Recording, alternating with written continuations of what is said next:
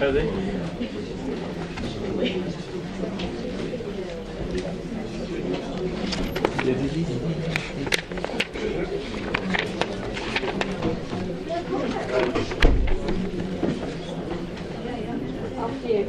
Thanks so much.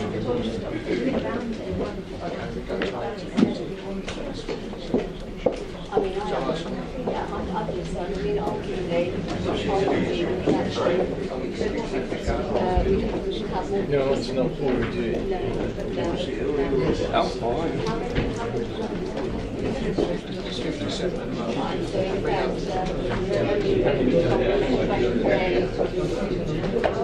I think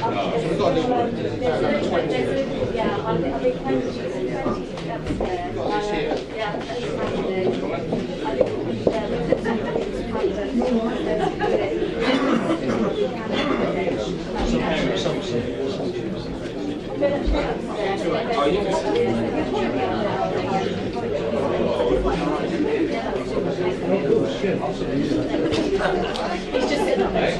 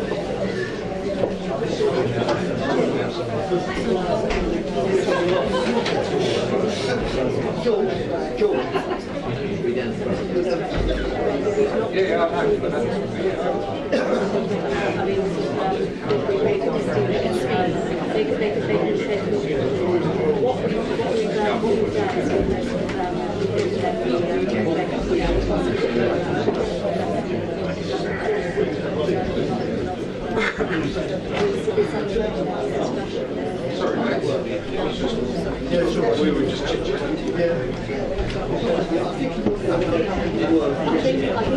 Sorry?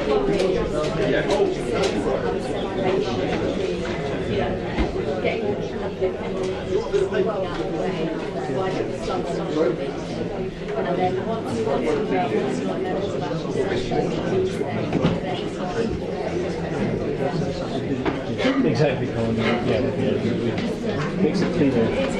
Otherwise, And then you go straight through to the decision. You don't have to take any other interruptions.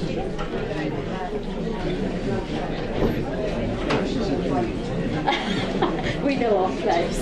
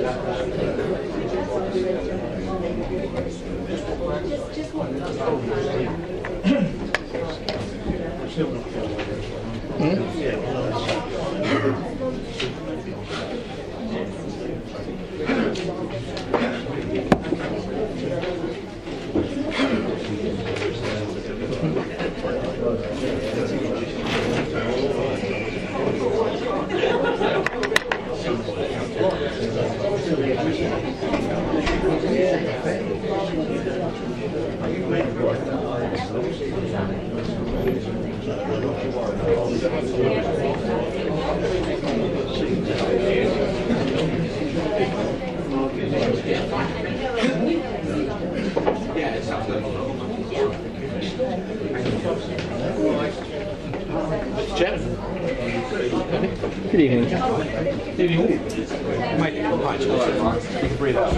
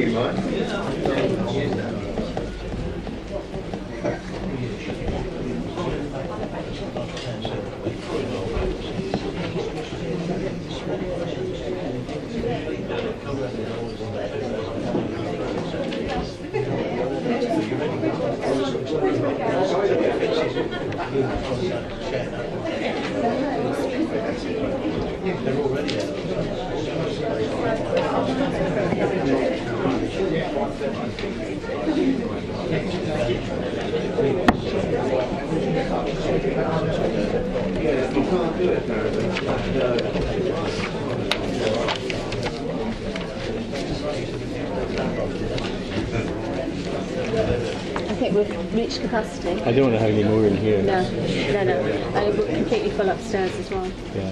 But it's still not. It's still quite modest. There's 80 upstairs. Yeah.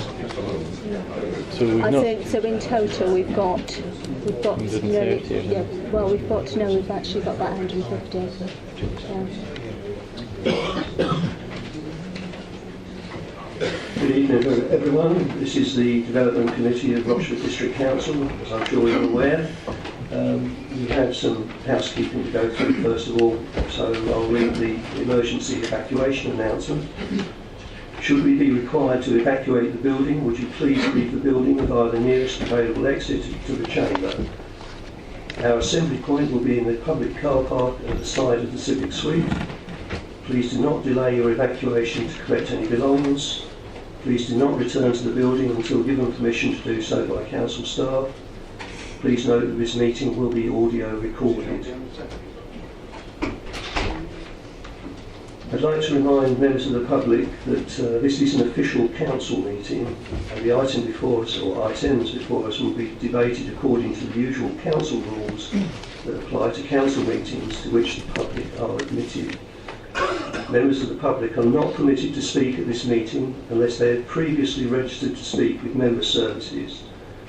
In this way, everyone present will be able to hear the debate and councillors will be able to make an informed decision. Item 1 is apologies for absence. I believe we have apologies from Councillors Mr and Mrs Mason. Are there any other apologies? Councillor King. Councillor King.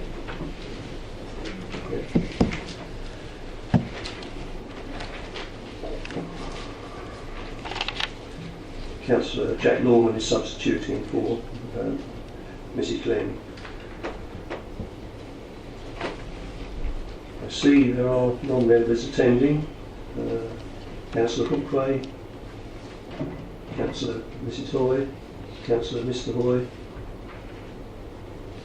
Councillor Angela Hale, Councillor Barbara Wilkins, Councillor Sperring, and right on. Sorry, not a councillor. I beg your pardon. Sitting with us. Sorry.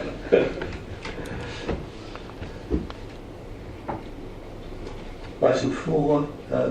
Do any members have interest to declare, please? Councillor Mr Hoy. Yes, Chairman, I've been advised that both myself and Councillor Mrs Hoy have a disclosable pecuniary interest, and that we can speak and wait and be in the chamber while people speak, but prior to the debate on each item, that's item 5 and item 6, we have to leave the chamber for the debate. We'll call you back, or you may actually note from the upstairs presentation when the particular item is finished, and you may then return. Right. Item 5, application number 16/00162 stroke FUL, land at the junction of Horace Lane and Holbridge Road, Rayleigh. Board members are Councillors Black and Oakham. Do you care to begin? Chairman, the site forms part of a field to the north-west side of the junction between Holbridge Road and Rorath Lane. Opposite the site are residential properties fronting Holbridge Road and Rorath Lane and a parade of shops. The proposal is to construct a roundabout junction to replace the existing mini roundabout. The majority of construction works would occur in the field outside of the currently adopted highway, with the new carriageway arms to connect to Rorath Lane, just off the screen there, and to Holbridge Road.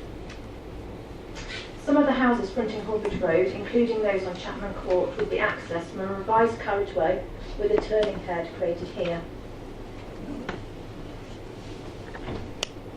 There is a pedestrian crossing and bus stop located on Holbridge Road. You can still see the bus stop near this first lamppost here, with a pedestrian crossing just further north, and a parade of shops with a service access sweeping around that corner. The application does not seek to remove either of these, both the bus stop or the pedestrian crossing, and would retain existing footways. The service road and parking serving the Hamburg Parade would also be unaltered. The site is used as grazing land and is bounded by a hedge. Whilst a route is provided, which is shown in this photo here, around the field, this does not form a public right-of-way, footpath or bridleway. The bridleway in the vicinity of the site stops short of the application site, just to the north here. The site is within the metropolitan greenbelt where some forms of development are restricted. However, development to provide local transport infrastructure, such as this, can be considered appropriate, and this is the view held here. The works are intended to ease congestion at the existing mini roundabout and improve local traffic flows in connection with proposed housing development in the locality. There is no highway objection, subject to condition, which is duly recommended. A Section 106 legal agreement requiring delivery of the roundabout proposed is recommended in relation to the proposed housing development in Hallbridge, which is the second item on the agenda this evening. The recommendation for this roundabout, Chairman, is one of approval, subject to Section 106 and conditions as set out in the report, in addition to the Essex County Council highway condition.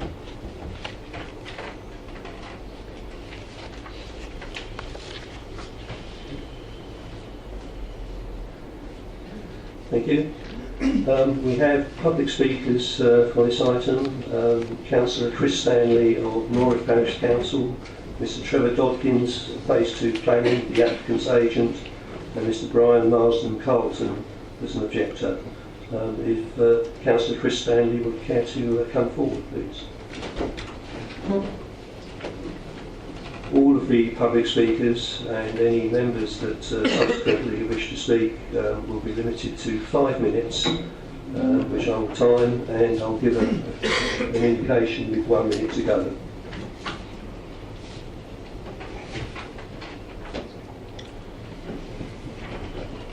Please. Okay. I'm speaking on behalf of Norwich Parish Council, and we would like to ask RDC to refuse this application as it is considered to be too small and will still cause congestion to the traffic in Royth Lane. Although this construction does not come within the Parish Council area, the construction of this may give rise to problems further back down Royth Lane. We already have a road design at the A1245 junction with Royth Lane, albeit with traffic lights, that works well in having a filter lane into Royth Lane itself. This could be adopted instead of the roundabout. If everyone knows of the junction, then you'll know what I'm talking about. There are no dimensions on the drawing. I raise and show you the drawing. How big the roundabout will be, and that this will have an effect on the residents locally. The information given to traffic at peak times is woefully inadequate. Because of the amount of traffic heading towards Hallbridge, there will still be a hold-up with this proposed roundabout. The size of the roundabout indicates, however, that the HGV Arctic will have manoeuvrability on the roundabout. However, buses and static lorries do not have an Arctic body and may not be able to negotiate the roundabout, depending on its size. The land around this area is well known to flood, and at times after heavy rain, it causes a problem. And this problem could be affected with how high the roundabout is going to be from street level already, and the properties adjacent to the roundabout. If the drainage is not put in correctly, and if it is inadequate, there could be problems to these properties. The exit and the entrance to the local shops, as you can see, is not as open, or may not be as open, as it is already. And it is too near the roundabout for traffic to come out of the shop area. So we would request that the application be rejected on the grounds of lack of information and alternative options. Thank you, Chair. Thank you. If you care to return to your seat. And with Mr Trevor Dodkins of Phase 2 Planning as the applicant's agent, come to the desk, please.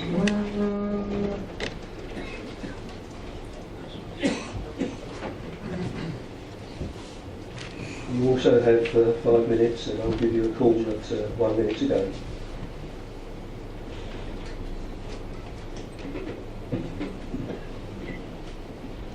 Thank you, Chair. I only have a few brief points following the officer's report, which I thought was very thorough.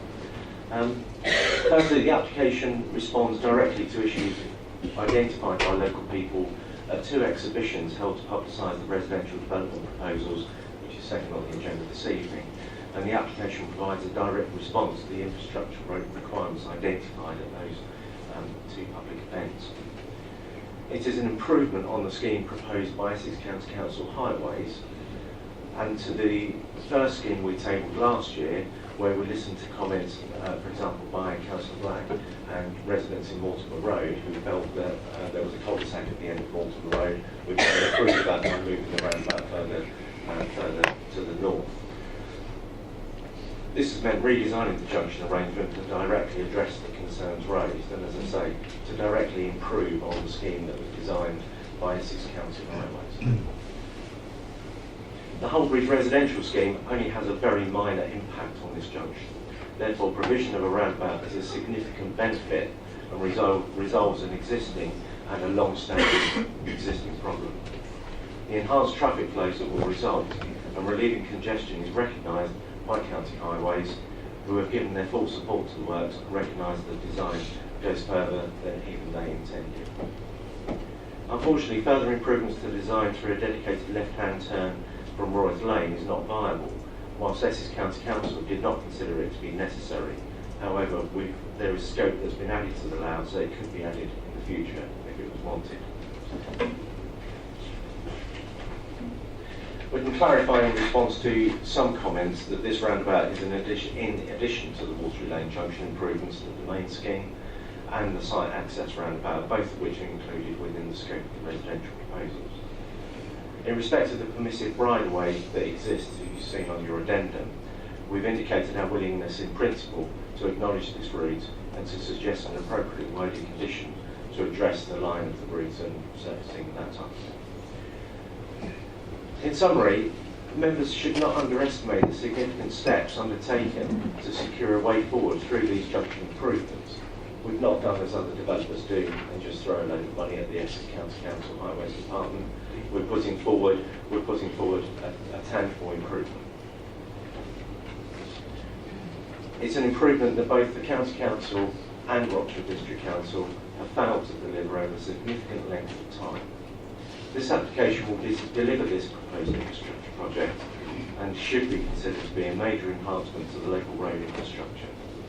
However, it must also be recognised that the current option that we have over the land has been secured for only a limited period of time and would inevitably expire if delivery of this scheme and the related residential development were delayed for any reason. Thank you. Thank you very much. If you would return to your seat, please, and would Mr. Brian Marsden Carlton, the objector, please come to the microphone.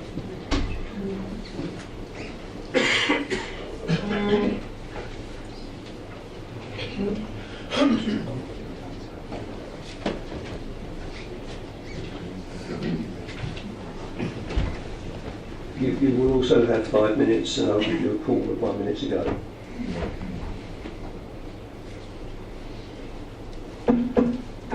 Thank you, Chairman.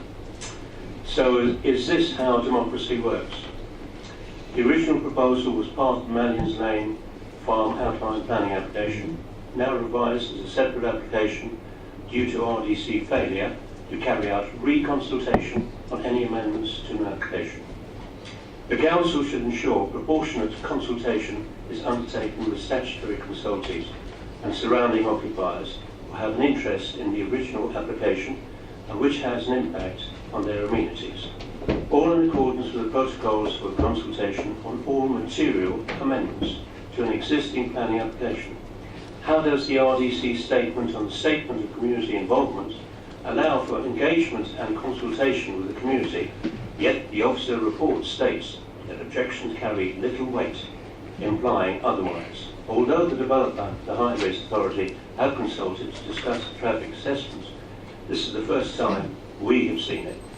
The Environmental Agency had requested further fluvial flood modelling, but as usual, we are not worthy of consultation.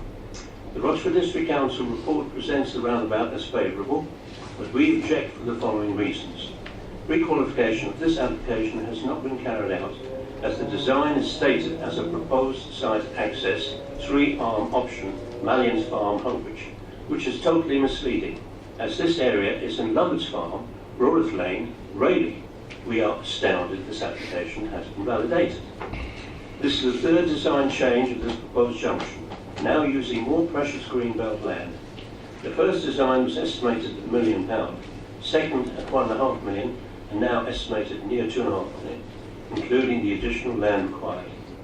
The financial arrangements are of concern on 1, purchase of the land, 2, construction costs, 3, responsibility for cost recovery. The financial implications to the communities of Rayleigh, Holbridge and Roarth will have a major impact.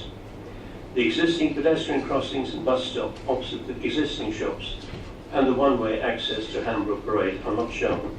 When these are in use, it causes gridlock at the existing roundabout. The access to the shops shown off Roarth Lane has not been properly assessed, because when vehicles are parked serving the shops, there is restricted width for two-way traffic. This access can only lead to the existing garages at the rear of the shops. Making this roundabout larger will not reduce the number of vehicles using it, but it will attract more traffic as work proceeds on the surrounding future development in Hockley, Rayleigh and Holbridge, and the volume of traffic passing through Holbridge from as far as Southend. Additional pedestrian crossings are conspicuous by their absence at the proposed roundabout. If provided, this will cause further traffic congestion, with health and safety being compromised. The application proposes surface water connections to a soakaway, but the location, distances and volume assessments are not indicated, and states that this will not cause an increase in the flood risk elsewhere. We question that.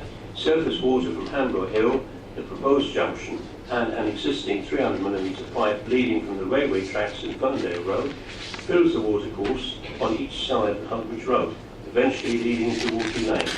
So increased flood water is inevitable, and no proposals to lessen the impact of flood water. The application states no hedgerows exist on the site, but the boundary to Lovett's Farm is surrounded by a double line of existing hedgerows. There is no statement to reinstate elsewhere on site. Large landscaped areas are shown, no proposals how these will be maintained. We await confirmation that this application is only for the proposed junction, or also meant for the 1 minute. Sorry? You have 1 minute. Proposed amendment to Waterloo Lane, Holbridge Road Junction, as mentioned in Appendix B, the revised transport assessment, which is still out of date, as it still shows the previous revised Roarth Lane Junction layout, suggests no queues on Lower Road between 8 and 9, whereas even their own photographs show queues regularly back up past the Holbridge Sports and Social Club. BBC Look East recently reported dangerous levels of nitrous oxide caused by diesel fumes being found in and around the Rayleigh area. We feel that with all these proposed developments totaling some 2,000 dwellings, with a population increase of 8,000, together with the corresponding traffic movements, will generate more congestion, causing greater problems, and we are not aware of the first bus company being consulted on traffic assessment and bus stops. Thank you, Mr. Chairman. Thank you, Brian.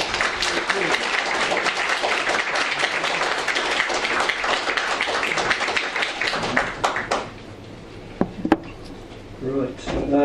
I have an indication that Councillor Mr. Hoy wishes to speak. Are there any other non-members that wish to speak also?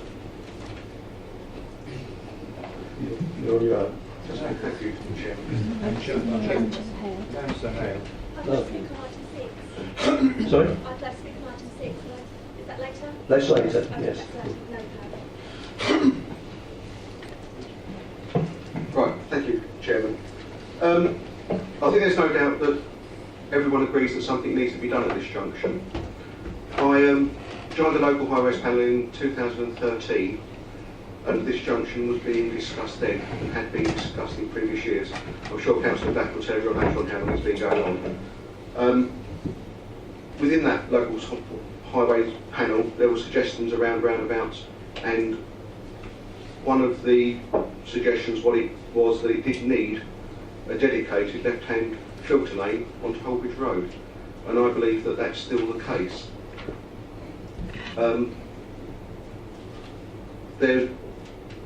The gentleman for the developer, or the applicant, in what he just said just now, did say that the increases in traffic from the Holbridge development will be insignificant. Well, Essex Highways seem to disagree, because they are saying that they would expect most of the increase in traffic to use Roarth Lane, and I think the report from the developers themselves, and I do not have it in front of me to hand, suggested something in the region of 238 vehicle movements around that area in the morning, and I think there were slightly more in the evening. So I don't think that seems significant. I'll move on to flooding now. There is an issue with flooding in that area, and the problem I foresee with this is that the flood water will or may not be stored. I'm not sure where it's going to be stored. That's a little unclear to me. However, it's going to be fed into the brook along the side of Holbridge Road. That brook, stream, ditch, carries water from that catchment area around the railway through that area, through the Golf Club, down to Watery Lane, which is a flooding problem. It's lower than sea level, and that's where the problems occur. So I think that needs a little bit more thinking. Finally, I'm just going to bring up the highways, Essex highways again. In the original documentation, they suggested, in fact they stated, that the roundabout should be constructed prior to commencement of the Holbridge development. I did note in that the office report for the original report that the officers recommended commencement prior to the occupation of the 50th dwelling or unit. They then changed the addendum. The officers, with consultation with the applicant, suggested construction prior to the 100th occupation. But I would point out that Highways, in their letter of the 18th of March, which is attached to the addendum, I believe, have said that it should now be prior to the 50th occupation of the dwelling. So I think there's a lot of confusion over this. I believe that the development in Holbridge, if that is passed, would create an enormous amount of traffic. We've said 238 morning, and roughly the same in the evening. The actual construction traffic is often ignored in these applications. Construction traffic itself will create traffic movements through this junction. The junction is already overcrowded and over capacity, hence the reason why the local highways panel were looking at actually at least in 2013 and prior. Therefore, I believe that any construction of this roundabout should take place prior to the development of Holbridge commencing. Thank you. Thank you, Councillor Hoy.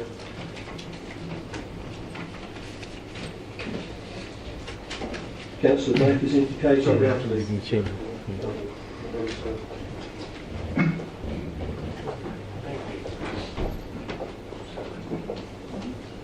Are there any other members that wish to indicate? Councillor Smith and Councillor Hayter. Okay, thank you, Mr. Chairman. Before I could begin, can I ask the officers to get ready on the screen pages, let's have a look, pages 16 and 17 of the technical report from Canon. It's one of the items on the website. Thank you. I will refer to that later on. Mr. Chairman, I think this application produces four overriding questions. The first, which is a fairly straightforward one, is a roundabout a suitable thing to come here, or a traffic improvement? Is that a suitable thing to come here? Yes, it's an appropriate use of the green belt to improve the traffic. We've got horrendous problems with traffic, we need improvements. That's the first question. The second question is, will the proposal solve problems caused by the 500 houses and by the existing situation? I'll refer to that later, I'm not convinced yet. The third question is, even if it does solve the problems, are the details right for us to approve it tonight? Details, for example, about equestrian use, about the impact on residents, about the impact on the shopping area, etc. The details. And I'll come back to that as well. And the fourth point is,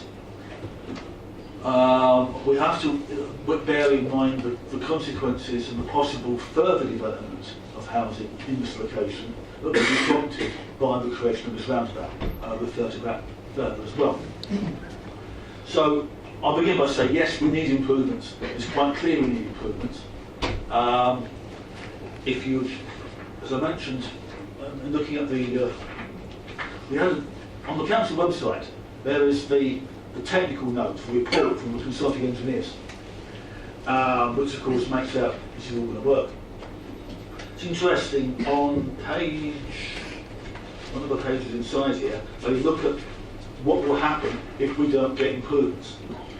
And what they say is, if we don't get improvements, if you're driving on Walworth Lane in the PM peak, between 5 and 6 in the evening, in 2014, you get a delay of 175 seconds on average.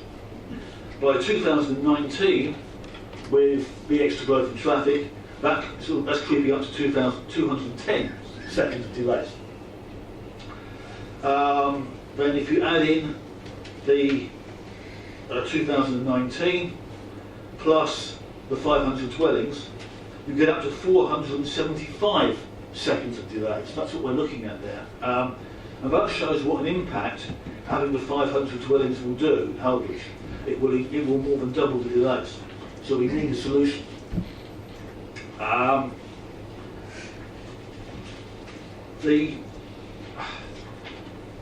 What worries me to an extent is that although the report talks about the three arms, and although the officers in the presentation mentioned the bus stop, and they mentioned the pedestrian crossing, and the equestrian point there, the report here doesn't seem to mention the bus stop or the pedestrian crossing, and I'm not sure if they're taking that into account when discussing the delays. Nor I'm a little bit concerned about the right-hand turns that are involved. If you look at the plan, you've got possible right-hand turns in and out of Mortimer Road. You've got possible right-hand turns out of Hamburg Parade. I've got concerns there that the model they used maybe was too simple and didn't look at the right-hand turns or the pedestrian crossing or the bus route. In terms of details, 1 minute. Mr. Chairman, I will continue. In terms of details, I've got concerns about equestrian use and about screening. We've got residents facing around about really extreme right, and having a condition to be discussed later about screening is not enough. Now, to summarise, Chairman, if we could, I'll pause here and wait till we can get page. Let me find the right page of the Canon report. It is page 7. Sorry, page 7, not 17. Page 7 of Canon's report, and I'd like to pause until that's on the screen, please. If I may, Mr. Chairman.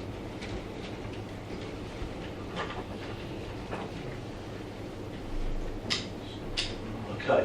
If you look to the bottom of the page, thank you, towards the bottom of the page,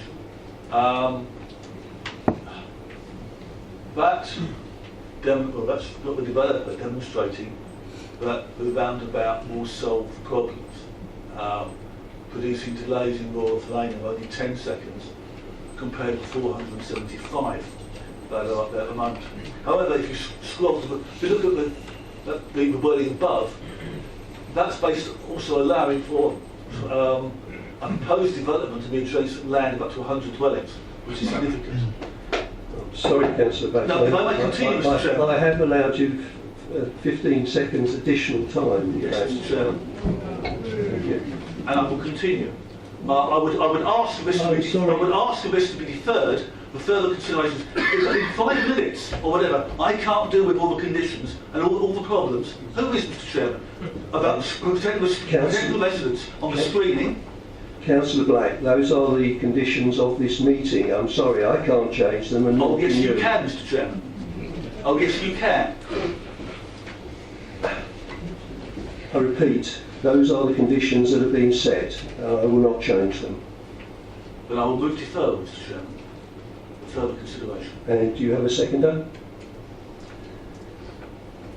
Unless no.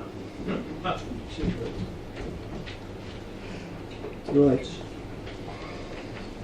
Councillor Smith, you also have 5 minutes. I'll give you a call of 1 minute. Take up all the time. Can I just have some clarity, please? We've had mention of the roundabout and when it should be built in relation to the other development, should that go ahead. Is this the appropriate agenda item to discuss that, or is it the next one?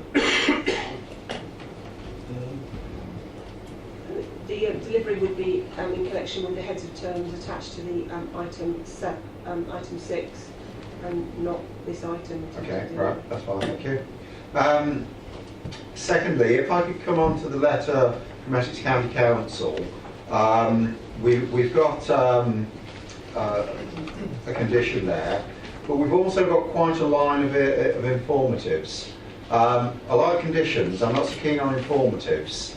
Informatives don't necessarily have to be complied with, yet when I look through that particular list of informatives, there are a number of what I would consider essential things, and also things that I've seen written as conditions quite clearly. And I'd like a bit of clarity that what is there as an informative does become conditioned. For instance, the very last one, full details of subs should be provided and agreed. Can I have some clarity there, please?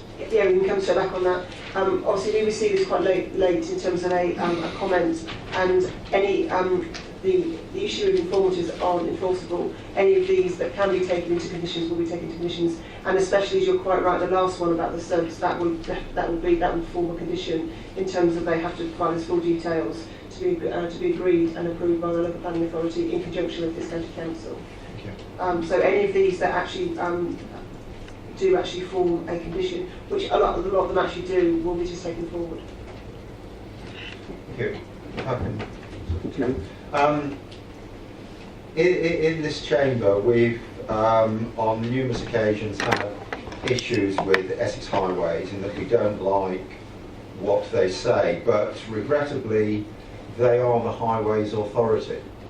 They are the people that have the final say. And when it comes to traffic, there's normally as many suggestions as there are people about as to what is right and what is wrong. And although I don't necessarily agree with all that is put forward, I feel that on this occasion, Essex Highways, understanding the dynamics, supported by detailed professional study of the environment, have to be given fair credibility on this occasion. And I'll be taking that very much in mind when I come to my final decision. Thank you. Councillor Hayter, you also have 5 minutes, so I'll give you a call at 1 minute. Mr Chairman, paragraph 5.6 of the report says the roundabout will produce improvements in journey times. Who says so? The applicant. And as Mandy Rice Davis once said, he would say that, wouldn't he? There is no, once again, Mr Chairman, there is no independent assessment of this aspect. Essex County Council Highways always steer clear of the traffic situation. With the Rorith Lane development and Holbridge potential development, there will be potentially 2,000 to 3,000 more vehicles on Rorith Lane, Holbridge Road, Lower Road and Watery Lane, which are country roads now full to overcapacity. Will this roundabout alleviate the situation? I doubt it. Thank you. Thank you.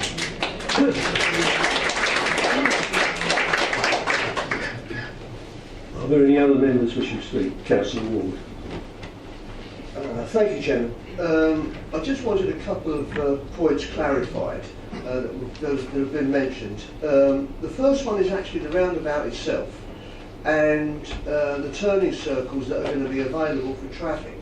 That has come up. Can I have a little bit of clarity on whether, as it was mentioned, buses would be able to go around there? How many vehicles would actually be able to occupy that roundabout at one time? Can I have some clarity on that one, please? And I've got one other item as well. Shall I follow on with that or wait for the answer?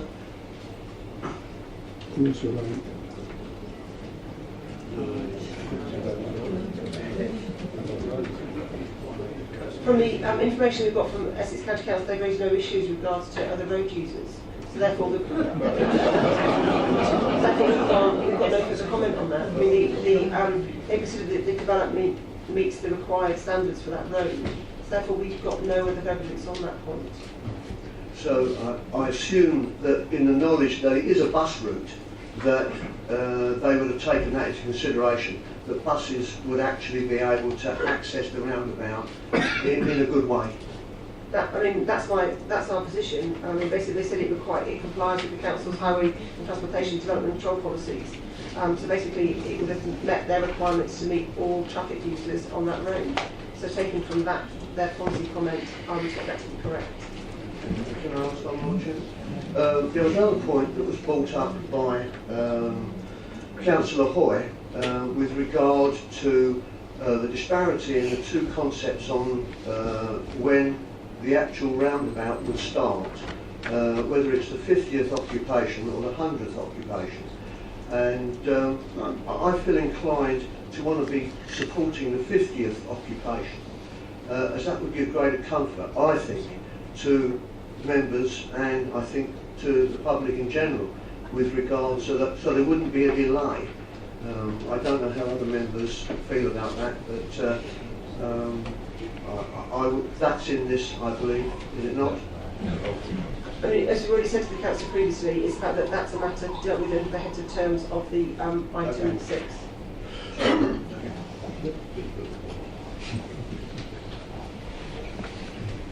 Are there any other members wishing to speak? Not at this point, Chairman. In that case, as no motion has been, Councillor Ianu, I'll give you 5 minutes, and I've got the call at 1 minute to go. Chairman, having listened to my colleagues, I have got a concern with the building of the infrastructure before the housing development has commenced. I'm in disagreement that we have to wait until 50 houses are built.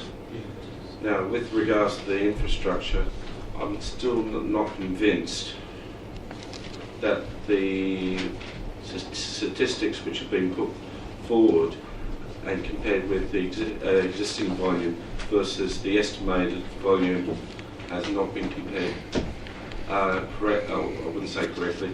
Hasn't been shown by highways. I would like the officer to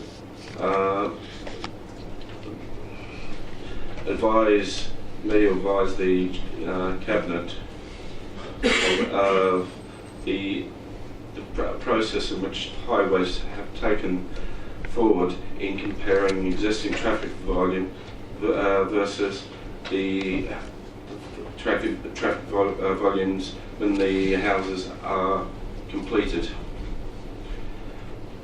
And in summary, my first point with regards to the infrastructure, I would like the infrastructure to be confirmed before any housing has commenced. And secondly, how the highway statistics have been formulated to confirm that the existing infrastructure is viable.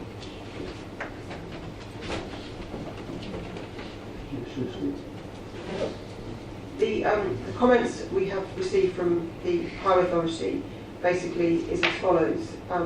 The Highway Authority has assessed the supporting documentation associated with the upgrade of the existing mini roundabout at Walworth Lane, Holbridge Road, to provide a standard 3-arm roundabout.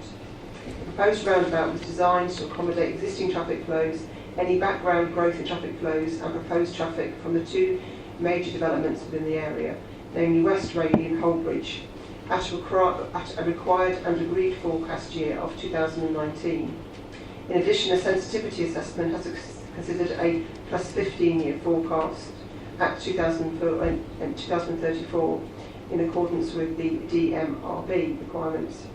The proposed roundabout modelling demonstrates considerable reserve capacity at the assessment year forecast for 2019 and operates within the operational capacity for 2034. That is all the comments that we've got messaged to County Council, and as such that would show that there is capacity within this roundabout to deal with the current and future flows in the area. Thank you. For the benefit of Councillor Ianu and members of the public, I can assure you that as the Essex County Council Rochford District Local Highways Panel Chairman, that the techniques and equipment available to the Essex County Highways who do those surveys is second to none, and it is a very brave person that would query their statistics on such surveys.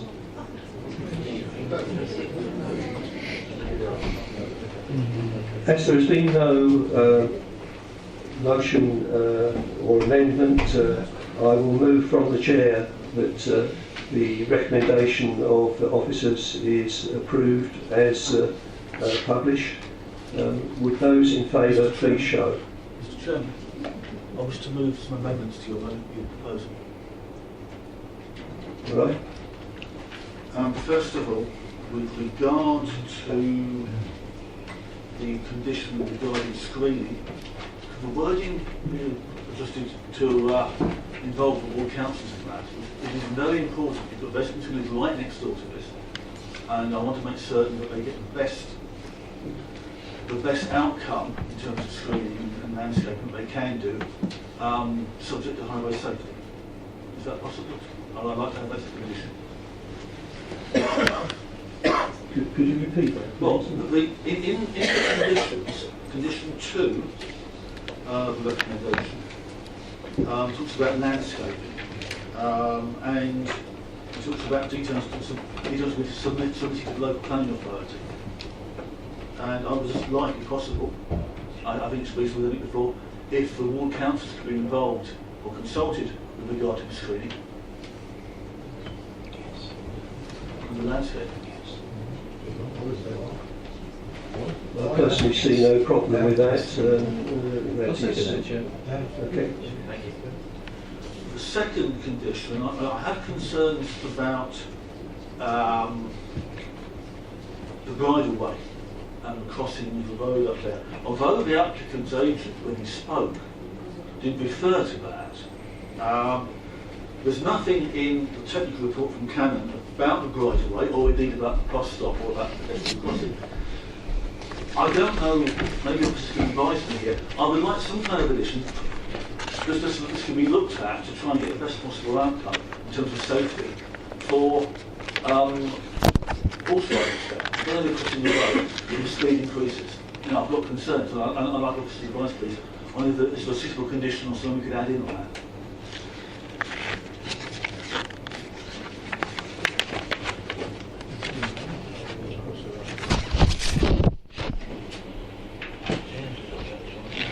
I have stopped the clock, by the way.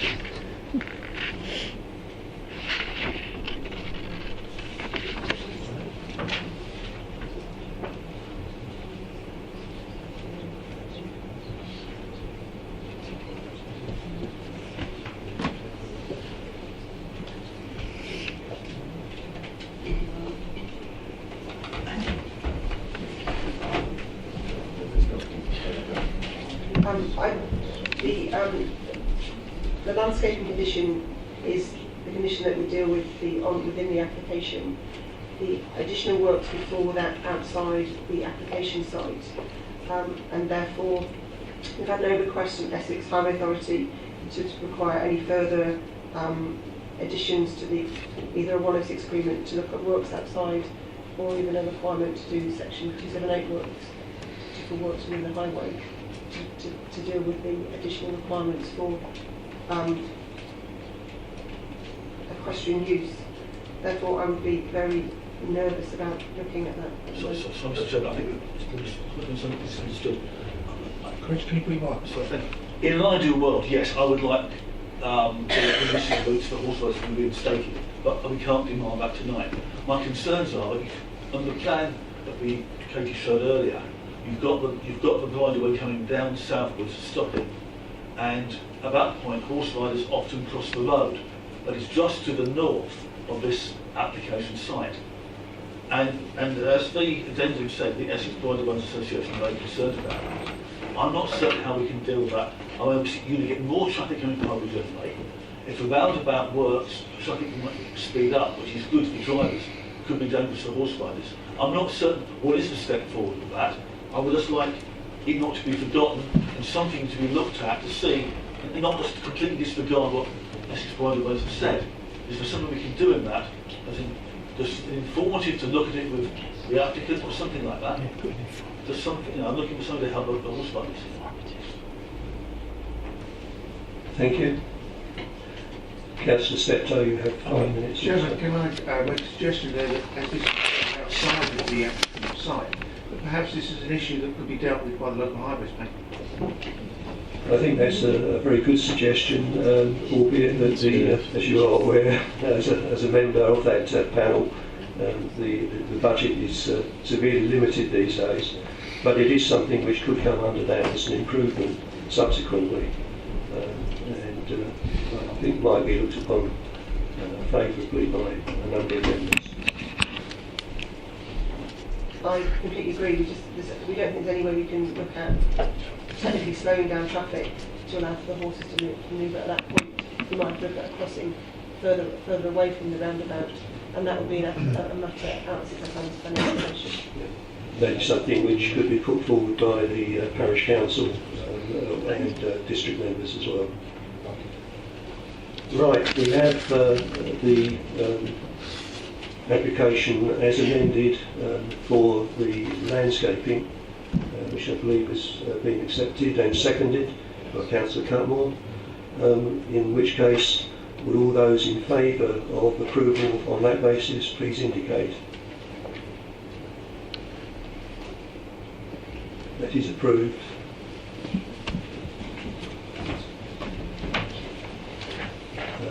If Councillor Mr and Mrs Hoy would care to return to the chamber.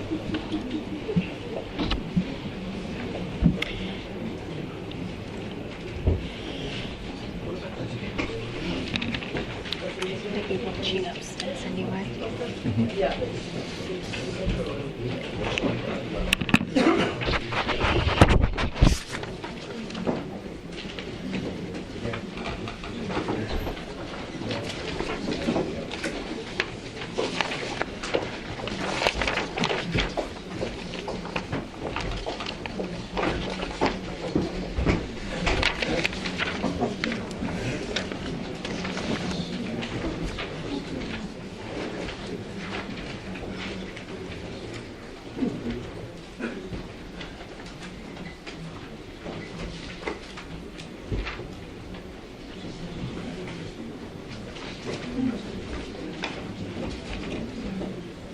Right, we are now on agenda item 6, which is the outline planning permission for land between Windermere Avenue and Lower Road, Mallions Lane, Coleridge.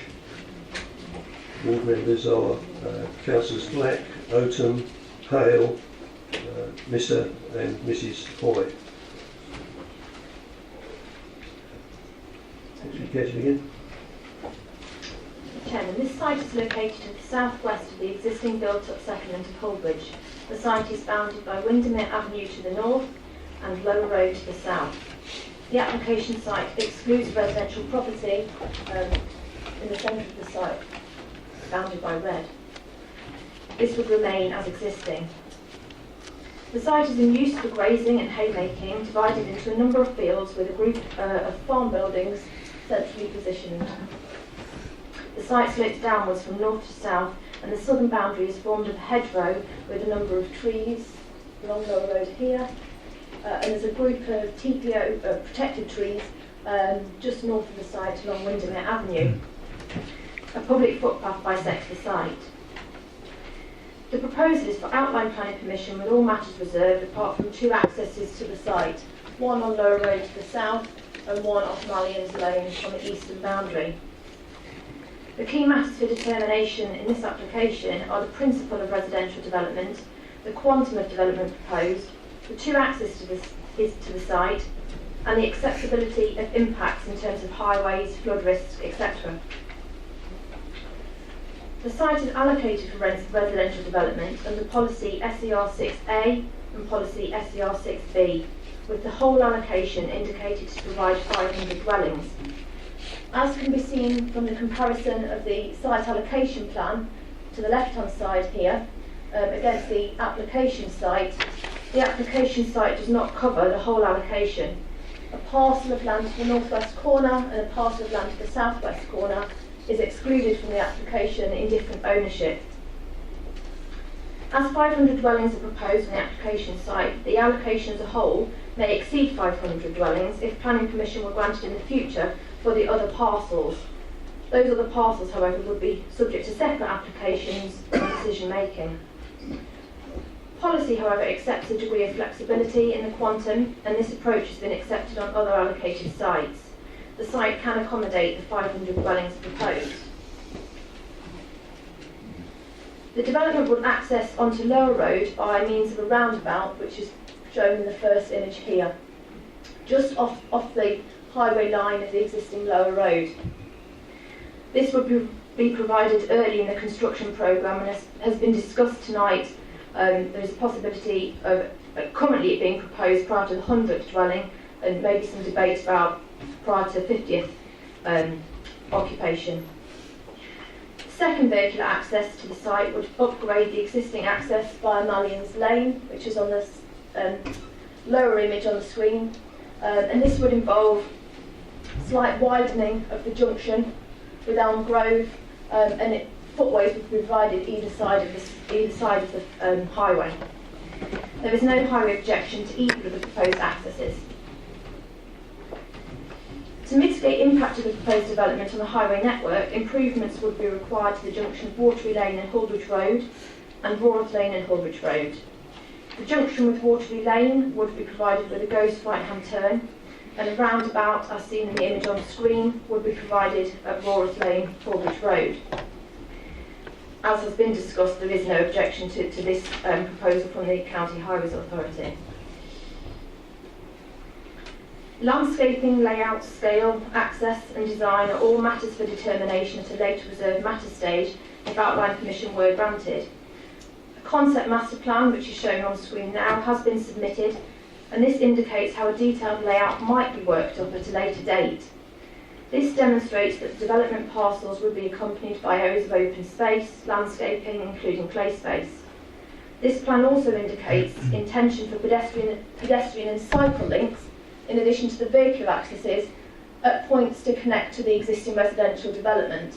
And this part of the concept master plan is welcomed. However, there are several concerns with the indicative layout of development parcels and strategic green spaces, and it's considered that improvements could be made to achieve a better integration and relationship of proposed and existing developments, particularly on the eastern edge here, where currently existing property is back on to green space, which is quite narrow, and then development would front onto that. The other area of concern particularly is this western boundary, where it's considered that a green countryside edge could be better achieved without the spine road being right up against the boundary. It is recommended that this concept master plan not form part of the approved plans to enable a higher quality scheme to be worked up at a reserved matter stage. In the course of the application, the Environment Agency required further modelling at Beeches Brook, and this has been undertaken. The Environment Agency now raised no objection, subject to conditions, satisfied that all the residential development would lie within flood zone 1 at the lowest risk of flooding. Only that part of the site in the southwest corner, which is a bit here on the screen, is subject to a higher risk of flooding, and no residential development is proposed here. An additional condition is recommended which would prevent residential development in this part of the site. A sustainable urban drainage network would be provided to deal with surface water with a number of attenuation ponds and swales. These are indicatively shown here, and in this area here, and the swale is shown north-south. Essex County Council, as the lead local flood authority, are the statutory consultee on surface water and raise no objection subject to conditions, and detailed plans of that surface water drainage would be required and agreed by the local planning authority. Core strategy and allocation plan policy sets out the infrastructure expected from residential development at this site allocation, and the following will be delivered. As already mentioned, some local highway capacity improvements at the roundabout at Rorath Lane, junction improvements at Waterloo Lane, residential travel plan and travel packs to encourage use of public transport, a contribution to provide improvements to cycle route 135, bridleway provision and maintenance within the site, public open space and place-based delivery and maintenance within the site. Youth and community facility would be provided by means of a skate park, and a healthcare contribution of some £164,000 would be delivered. 35% affordable housing would be delivered in line with policy requirements, and the sustainable urban drainage network would be required to be provided and maintained in perpetuity. A £70,000 contribution would be delivered to upgrade the existing playing pitches in Pools Lane, and an education contribution of some £2.2 million would also be delivered. Applications for planning permission must be determined in accordance with the adopted development plan, unless other material considerations justify otherwise. The proposal would accord with the development plan as the land is allocated for residential development. Subject to the recommended conditions and delivery of Section 106 infrastructure, the proposal would accord with other policy considerations and mitigate impacts. The recommendation is one of approval, subject to the Section 106 and conditions as reported, including those referred to in the body of the report, text to be added.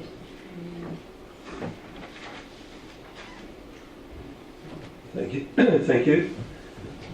We have three public speakers on this item. Councillor Miss Angelina Marriott of Holbridge Parish Council in objection.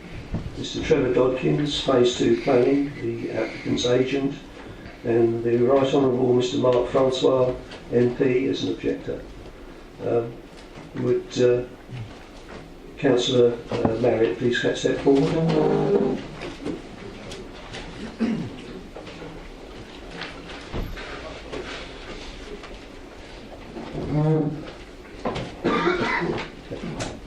As before, you'll have 5 minutes. I'll give you a call at 1 minute to go. Thank you. Holbridge Parish Council unanimously objects to this application, which does not address the problems we have. Flooding, infrastructure both locally and further afield, the impact that some significant growth in population would have our parish, especially with regards to education, health, care and community cohesion. The applicants are giving Waterloo Lane equal importance with Royal Lane for access to the west, and we consider it a rat run that is overused. This road already has issues with heavy vehicles which we fear would be worsened by significant road changes to accommodate the extra vehicles that another 500 homes would bring. Everyone who is familiar with the district knows how well named Waterloo Lane is, as it does not take much for the road to flood, causing a great deal of disruption locally, and in turn has a knock-on effect further afield. Everyone who uses these roads will have noticed during the 3 months that the bridge was being upgraded the impact it had on the local infrastructure. Further afield, there needs to be improvement to the main roads and junctions that service our district, including Fairglen Interchange, the A127 and the A1245. No one in this room can forget the effect of the fire at Mitchell's Farm had on the local infrastructure. It took me, along with other residents, over 2 hours to get from Holbridge to Wickford. And just last week, an accident near to the Carpenter's Arms roundabout caused a delay of 40 minutes. Bearing in mind that this development is not in isolation, and a similar sized development is being proposed to the north of London Road, which has now gone through, this will also have a heavy impact upon Royal Lane and the surrounding areas. It also needs to be said that the traffic survey that was provided with the initial application was over 5 years old, and that was a year ago, so unless we've had a fresh one, that's 6 years old now. We feel that it does not give significant information of the current status of the traffic movement on our roads. We are greatly concerned about the impact this development will have on education and health provision. Our secondary schools, Fitzwilmot and Swain Park, are popular and overprescribed. The planning statement 2.16 states that there will be a deficit of places, and that as I've just said, with regard to the infrastructure, this application is not in isolation. The people moving into the North of London Road development and this proposed development will want their children to attend a good local secondary school too. Riverside Medical Centre is currently oversubscribed. I know that many residents are experiencing difficulties in getting an appointment, even when they do not request a particular doctor. The dome surgery is also mentioned, but this is unlikely to be of any use to anyone moving into the proposed developments, as it is only part-time and has been under threat of closure. Southend Hospital, which provides a service not only to Rochford District residents, but also to Castle Point and Southend Boroughs residents, will increasingly be under pressure with the additional population these developments and others will cause. Finally, there is the matter of this development straddling Holbridge and Aurora parish boundaries. Some of the homes in this development will use Holbridge facilities, but will technically be part of Aurora parish. We feel that these affected residents will not fully be part of the Holbridge community. They will not directly receive our newsletters, parish information, invites, etc., and they will have to contact Aurora for services and representation. 1 minute. Thank you. We believe that this would create a division, cause confusion and not community cohesion. Holbridge Parish Council objects to this application due to the issues stated above and detailed in our full objection submission. Thank you, Chairman. Thank you.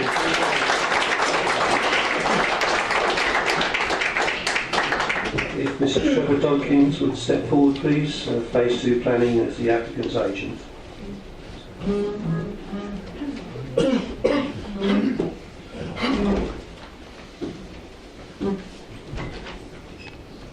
You will also have 5 minutes, and I'll give you a call at 1 minute. Thank you, Chair. As with the last application, the officer's report was very thorough, and I only have a few comments. We live in a development plan-led system, which is government policy, and this application follows some 5 years of the Council's core strategy and site allocations development plan documents in terms of preparation and consideration. These were tested by 2 government inspectors who have endorsed the application of this site, and then a High Court challenge against the site allocations document has been rejected. The details of this application meet the requirements of the concept statement within the site allocations DPD. Indeed, the proposal goes further with the provision of 6.2 hectares of public open space within the site, which is actually in excess of 2.12 hectares over what's in the Council's concept statement and site applications document. We're also delivering beneficial highway works that more than address the impacts identified in the transport assessment. The development will contribute to a range of improved sports and recreational facilities, including existing pitch improvements, skating park and cycleway linkages. There's been discussion about integrating with the existing settlement. That was something that we discussed at the 2 exhibitions that we held, and we've looked at that. Firstly, we're proposing improvements to existing planning facilities to encourage use by new and existing residents rather than just providing more our own sites. There will be footpath and cycleway linkages, and we've also removed the retail element from the scheme that was in the concept statement in the site allocations document, because we feel that we don't want our site to provide its own retail facilities. We want our residents to use the Holbridge retail facilities, providing a significant economic benefit to local businesses. We agree entirely with Rayleigh Town Council that the focus for transport improvements should be to Royals Lane and not Watery Lane, hence the scheme of works that's proposed and now approved. This will deliver significant improvements over and beyond that necessary to mitigate the development, which is all we have to do, as other developers have done in the past. However, it's recognised that the delivery of such works, rather than, as I said before, just providing funds, will be encumbered if it were not for this development. We spent the last 6 months providing additional information to the Environment Agency on flood risk at a very detailed level, and as you've heard, there is no objection from them on flood risk grounds. The scheme provides affordable housing provision and a mix of market dwellings that reflect policy requirements and will directly meet housing requirements identified through the core strategy. I will just touch on infrastructure. There's been discussion about whether it's the roundabout should happen after 50 houses, no houses, or 100 houses. The the County Council suggested 50 houses, we're suggesting 100 houses purely for development economics. If we're made to provide the roundabout before any houses are built, there'll be no pump priming, no funds generated from the development, and therefore no roundabout. 50 houses. Please remember what I said at the beginning of this meeting. 50 houses would mean sacrificing another benefit elsewhere. We believe 100 houses will enable the roundabout and all the other benefits to be provided. And that's why those figures were in our submission. The design of the development, as you've seen, has embraced the concepts identified through the Council's design policies, and obviously at the detailed stage that can be improved, as mentioned by officers. In summary, the site has been identified as a strategic housing allocation in the adopted core strategy, and this proposal delivers the Council strategy for the district. The development accords fully with the details established by the allocation plan, which is the Council's document, exceeding the requirements in a number of significant respects. Thank you. Thank you. You timed that to the 1 minute. Thank you. Our third speaker is the Right Honourable Mr. Mark Francois, MP, as an objector. I'm sure you're aware of the procedure now. I think I've got the hang of it, sir. Are you ready? I am. Thank you. Good evening, Mr. Chairman, councillors, ladies and gentlemen. I must begin by confirming that I'm speaking this evening in my capacity as the local Member of Parliament for Raleigh and Wickford, and not as a Minister of the Department for Communities and Local Government. I wish to concentrate on 3 areas of concern relating to this application: highways issues, flood risks, and doubts about the enforceability of the Section 106 agreement, which is crucial as that helps pay for the infrastructure. 1. Highways. I'm concerned that when this application was first being produced, it was based on a traffic assessment that was already 5 years out of date. I'm also worried that the developer is seeking to reduce their original contribution of around £1.75 million to the roundabout. It will cost about £2 million broadly to deliver it. And I cite in evidence paragraph 511 of the report on the previous item that focused on the roundabout itself. That says that Countryside Properties will pay £250,000 from their housing development of Aurora Flood. And it then says, and I quote, "The site for land west of Holbridge should therefore deliver the remaining balance of the cost and the construction of the roundabout for the Highway Authority to adopt on completion. On this basis, the application for the proposed roundabout accords with Policy T1 to the Council's adopted core strategy." But in the addendum to the officer's report, which came out yesterday, the revised officer recommendation states, and I quote again, "Office agreed that there should be some flexibility in the requirements for the Section 106 to ensure that the application scheme is viable and delivers the significant infrastructure." In other words, the developers aren't proposing to pay for the bulk of the roundabout, so who is? And our friend from the developers forgot to mention that, didn't he? Yeah. 2. Flood risks. This is an issue of serious concern to my constituents, particularly those living adjacent to the proposed site. Some of whom have experienced raw sewage coming up to their toilets during periods of heavy rainfall. The Environment Agency was sufficiently concerned to query the original proposals, which still don't deal adequately with the issue of what would happen in the event of exceptionally heavy rainfall. That's highlighted in some detail by the submission for the Holbridge Residents Association, which I want to reference as evidence, but which I won't repeat again in detail here for reasons of the time limit. 3rd, the Section 106 agreement. The developer made numerous financial commitments to the proposed Section 106 agreement, including around £1.75 million towards the new roundabout, £2.2 million towards educational provision, £164,000 towards primary healthcare facilities, and £70,000 towards drainage of the Pools Lane sports district. This represents well over £4 million of contributions, but the developer has already begun backtracking on this. Moreover, as I understand it, the developer is an offshore company, and it's not clear they're fully committed to the scheme. If they are granted outline planning permission tonight, they might seek to sell on the site at an obviously increased value, with the owner perhaps arguing that they never negotiated the Section 106 agreement and are not bound by its contents. In other words, much of the money needed for very necessary infrastructure may yet disappear when all of this plays out. I'm very concerned, particularly by the last point.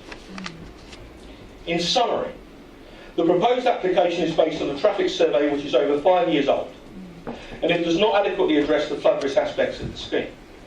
Crucially, on the eve of the committee, the developer, with apparent officer consent, has already begun backtracking on the commitment to provide the necessary infrastructure via the Section 106 agreement, a problem which will only be exacerbated if they were to sell the site on, with planning permission granted by the committee tonight. Given the history of all of this, and it's actually been going on for 7 years, not 5, I believe the committee should not pass this application unless the details of the Section 106 agreement have been firmly nailed down, which is quite obviously, quite evidently not the case. In short, the infrastructure money to accompany the development simply is not there. You don't know who's going to pay for the roundabout. So, because the money is not there, because the infrastructure which everybody knows we need is not guaranteed to be provided, don't pass this. Thank you.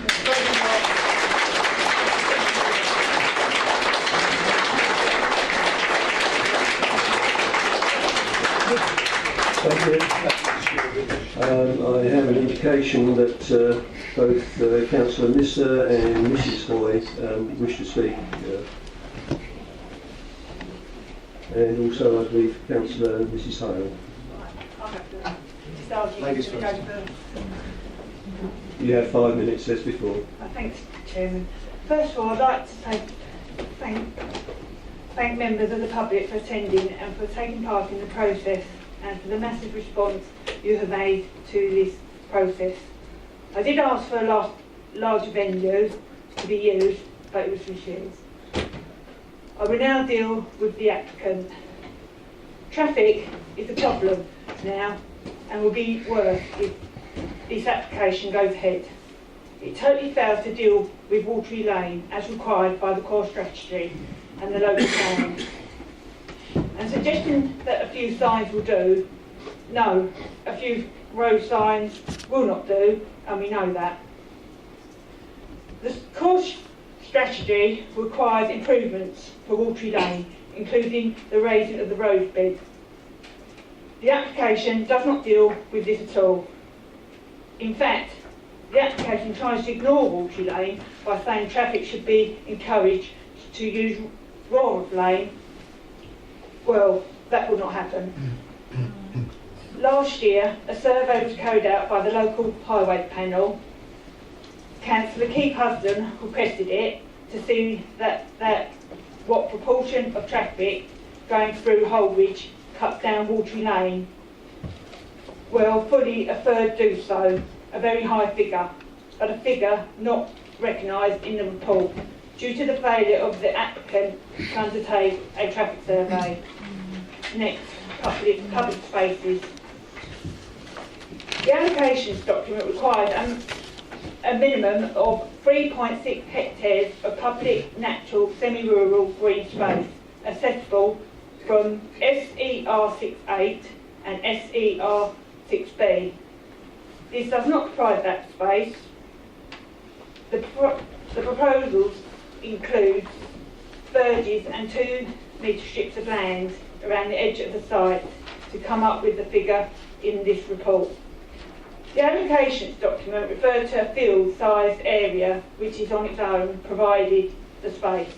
It cannot include football pitches, etc. It must stand on its own as a complete area. Therefore, the application does not demonstrate that the public open space can be provided together with a quantum of development proposed in accordance with the allocations document and should be refused on this basis. Community facilities are also missing, with funds only suggested to build a second skate park in Holby. Surely it would be better to upgrade the current one and have different provisions on this site. Young people have not been asked or consulted on this, which I guess is why they have come up with the bog standard suggestions. No community facilities are provided despite being required in the allocations document. Why? Yes, there's a community centre in Holbridge already. but with extra people, more facilities are needed. Either extra ones or at the very least, money given to upgrade the existing ones. This is a poor application. It fails to listen to residents and also ignores the council's own allocations document. As a council, we must not pass applications that do not meet our standards. This one does not and should be refused. Thank you.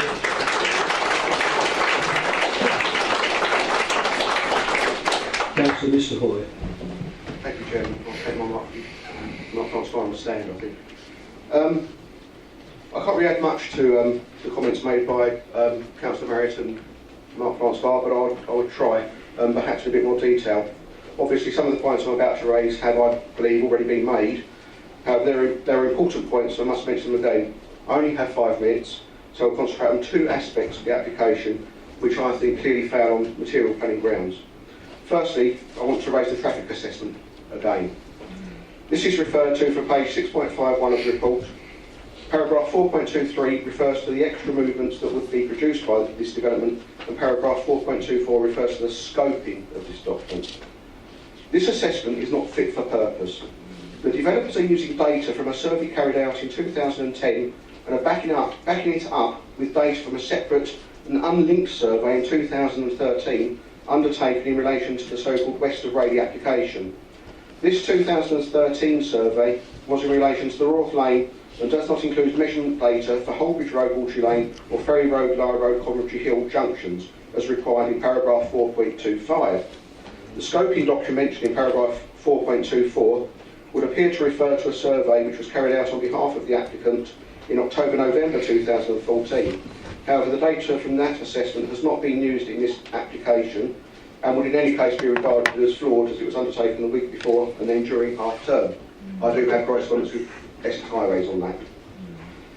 This application should therefore be refused on the grounds that an up-to-date traffic assessment has not been undertaken as required by the 2007 guidance on transport assessments and the PPG guidance on travel plans, transport assessments and statements in decision making.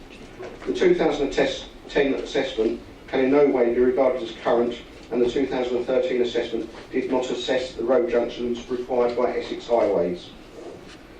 Secondly, I want to talk to you about the report from Natural England. Natural England is a statutory consultee, and you can find their report starting on page 6.36. This is going to be detailed, sorry. In paragraph 3.144, they start by saying, advise that further information is required in order for the council to conclude the proposed development is unlikely to have a significant effect on the Crouch and Roach Special Protection Area and Ramsay, which is internationally important wetland, site. In other words, the council needs more information to show that the development would not have a significant effect on these sites. Natural England are not happy. Paragraph 3.147 onwards details the additional information required. And there's a lot of it, I can't detail it all here. It includes this. The consultation does not include a habitats regulation assessment. In paragraph 3.148, they have gone on to say that the proposal is likely to have a significant effect on the Crouch and Roach Estuary SPA and Ramsar site.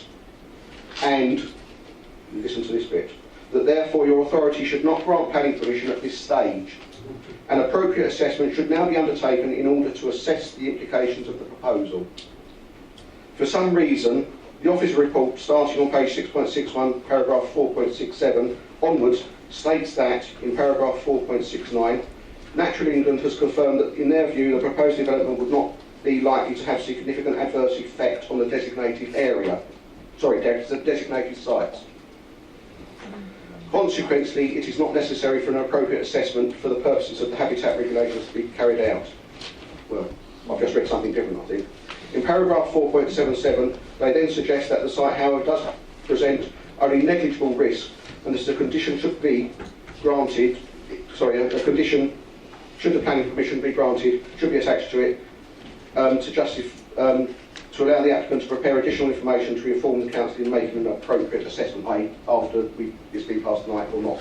1 minute. The officers in preparing this report have therefore ignored or downplayed the views of Natural England on this, who do not think the effect would be negligible and that will have a significant effect. I'd remind the applicants that the applicant has had The councillors that the applicant has had well over a year to provide the information and has not done so.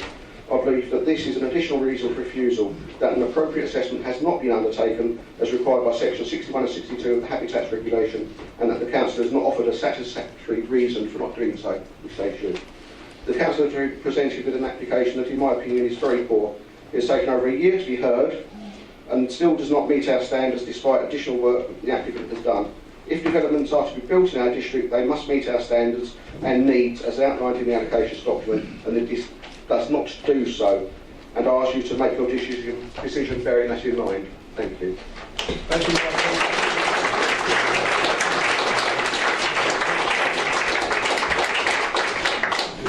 Thank you, Councillor Mrs. Hale. Thank you, Chairman. I won't go into technicals about this because everyone said that before me, and I agree with all of it. However, I would like to express my personal opinion, and that of the majority of my fellow villagers. Holbridge is a small, friendly community, and like many others, I have dear family and friends living here. This close spirit and feeling of belonging can only be achieved within a village of this size. With an additional 500 new houses and a large amount of unknown faces, this will dilute the existing community and lose forever the current feeling of family that people feel for each other in our village. We have been ignored by the bus companies and county council for years with our request for extra buses, especially from the Dome. The developer will be pressured into paying for many things, but they will not be continually subsidising anything. Therefore, we will have to rely on the county council to improve services, and as we can already see, even with the county council resident in Holbridge, they cannot even put a base by the last Lower Road bus stop. Instead, passengers have to step out onto a muddy ditch. The doctor surgery believe they can expand doctor numbers.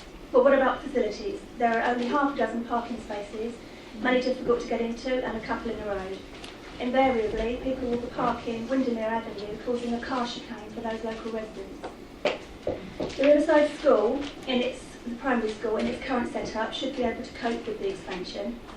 When I myself went to Riverside School, it was full with nearly 700 pupils, so I'm sure the teaching staff will expand to cope. The difference between then and now is the secondary schools. Currently, Holbridge children have to fight for a place in the oversubscribed Rowley schools, Swain Park or Fitzwymark. We are told by Essex County Council that Swain Park will expand to cope. They do possibly have space if they build on their valuable sports pitches. But can you imagine what such a huge establishment would be like as a school? Limited fields, limited car parking, a nightmare drop-off and collection.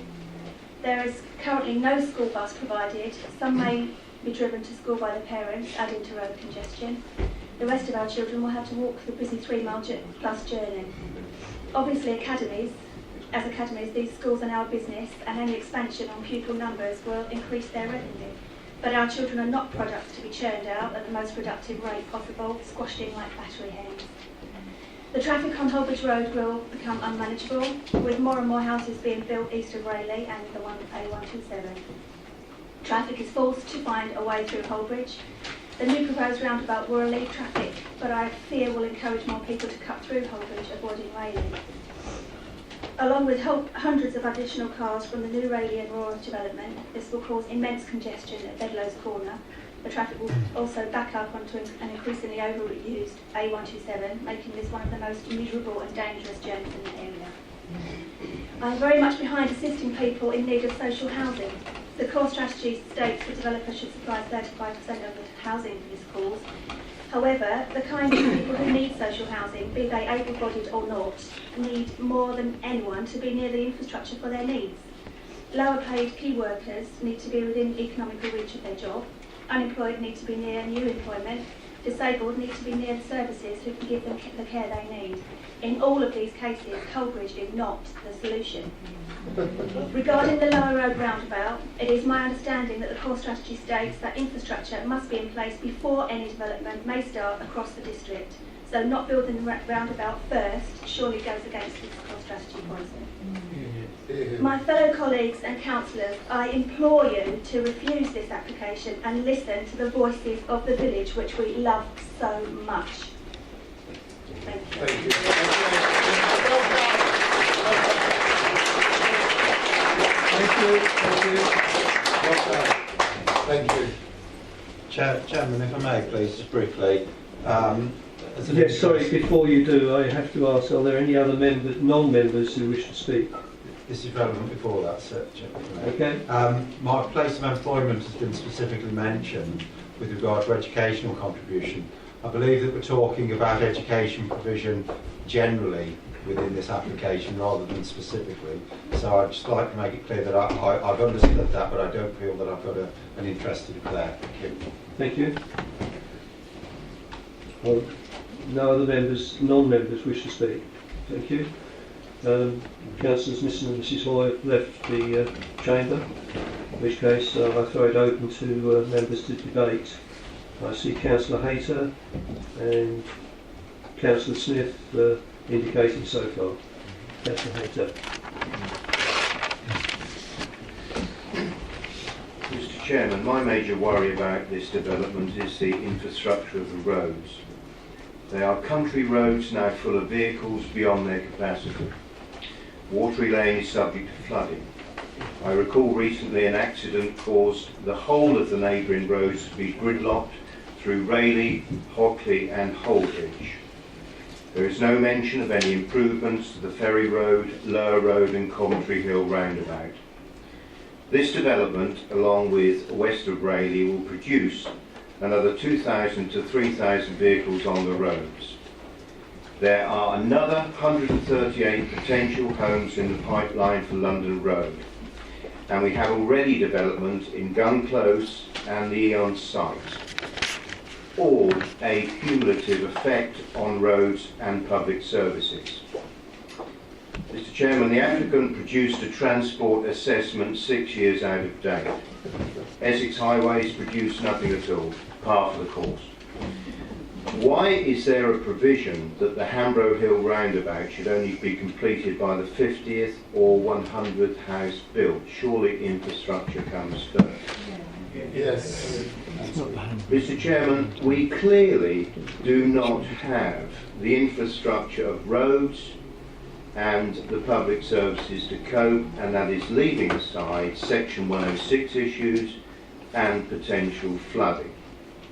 In the case of roads and the construction of a roundabout, we certainly do not have the required infrastructure. Moreover, Mr Chairman, we are unlikely to get them, given that the UK national debt is £1.7 trillion and rising. Thank you.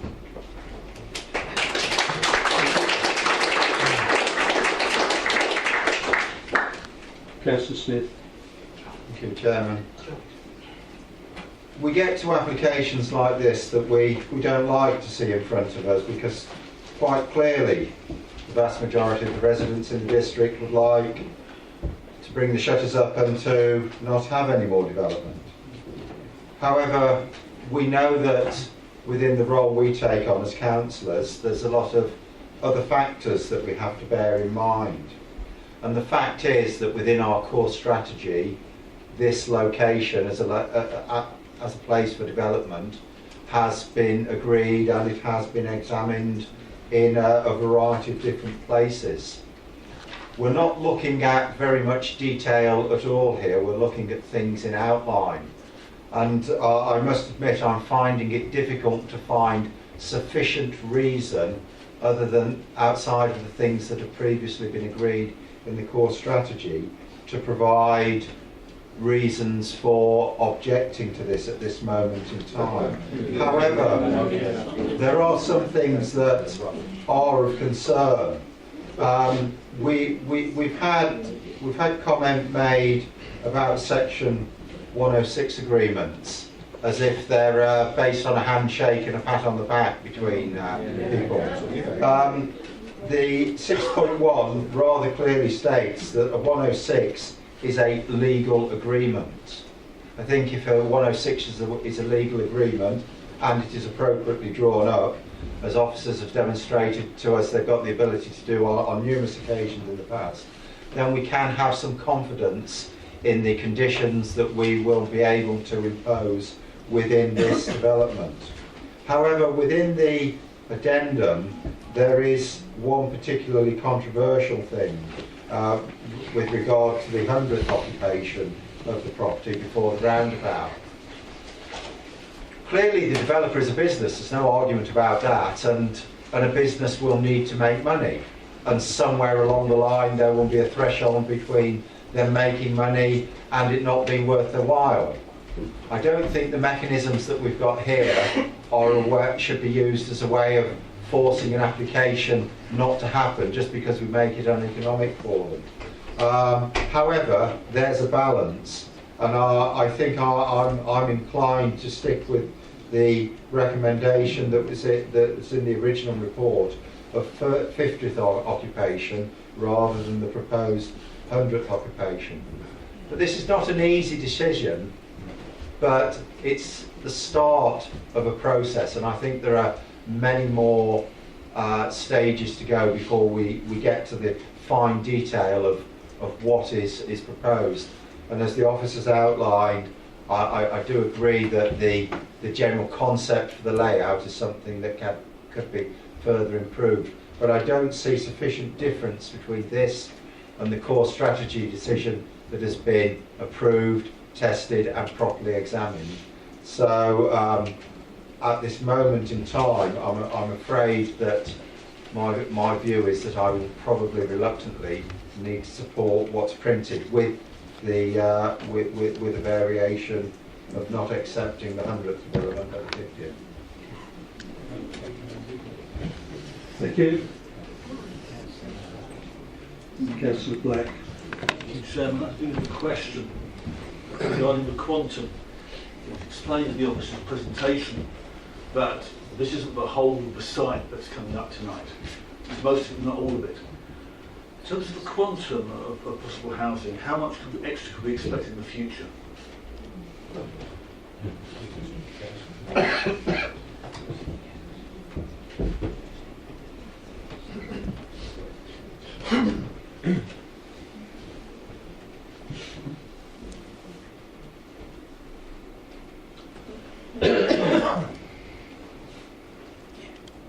Which plan might be best to illustrate it, but the parcels of development that aren't within the application site, this north west corner and this pocket down here in the southwest corner, it is an unknown quantity because we don't have a layout plan that details exactly how many dwellings could be accommodated there.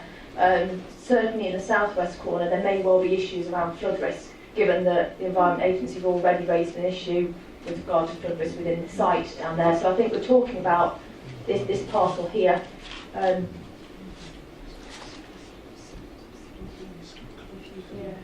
think actually there has been in planning history some refusals of planning consents a number of years ago. I think they set out 14 houses and 18 houses which were to be provided in this kind of area here. But I'm sorry, I can't give you an actual figure. Thank you. Last week, Councillor Smith said this is the start of the process, but actually it's near the end of the process. The process began on September the 10th, 2009, when the council adopted the local plan by a vote of 23-4, which talks about 500 houses in Harwood, and I was one of the 4 who voted against. And then in November 28, 2012, the council then voted to allocate this specific site here for housing. It's been going for a long time, and I voted against it there as well. I share the concerns of other members tonight and the public. The concerns about the space provided by Councillor Diane Hoy, the inadequate improvement to Waterwood Lane. I mean, bearing in mind that in November 28, 2012, we were promised there will be improvements to Waterwood Lane. I couldn't be told what they were, but we were told there will be improvements. And the county council said, we don't want to improve Waterwood Lane, and the district bank said, oh, okay then. I agree with the comments of Mark Francois and Michael Hoy about the traffic assessment being insufficient. It's not done right. We should refuse it on those grounds alone. Also looking for, again with Michael Hoy, about the Crouch and Rochester SRAs and or SPAs and the Ramsar site. I also see that the equestrians are objecting on the grounds that the application doesn't comply with policy SER6 regarding equestrian use. And one other important point, when Mark Francois began speaking, he said he wasn't wearing his ministerial hat. He does have a ministerial hat. He's the minister that sets all these rules that we have to follow. And when he says he's not confident about the Section 106 money, I tend to agree with him. I'd love to swap places with him for a year or so, let him speak in the council chamber here about traffic, and let me set the rules in Whitehall, but that's not going to happen. Sorry, Chris, job's taken. Yeah, for now, anyway, for now. But seriously, the Section 106 situation, yes, is a contract. If you look at one of these slides that the officers put up right at the start, at the very bottom of it was, one of the conditions was that the applicant would have to pay for any independent assessment of the viability of a Section 106 document, agreement. What it says is, if the applicant comes back, or if the applicant sells the land on to somebody else, and that applicant comes back and says, hey, we've looked at it now, and we don't think we can afford, it's not viable to do all these improvements we've been told to do, and you're nodding, thank you, sir. Then we have to have a viability assessment, which the developer have to pay for. And if at the end of that viability assessment, whoever scrutinises says, yeah, the developer's got a point, but they have to look £1 million of litigation, and yeah, you're not going to get that roundabout. That is what can happen. Especially if the developer sells the land on to the applicant, to another developer. You know, that's the worry. That's the worry. And I'm sorry, I'm going to be consistent. I'm going to vote against this one tonight. Thank you.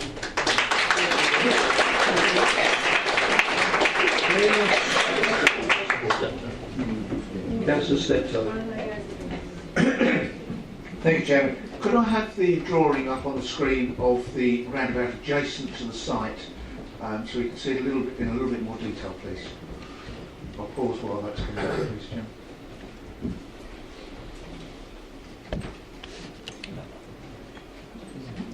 It's the top one of the two. Is it possible to expand on that at all? Can do that. It'll take a second, but I can. If Chairman's happy for me to pause on that. I'll stop the clock.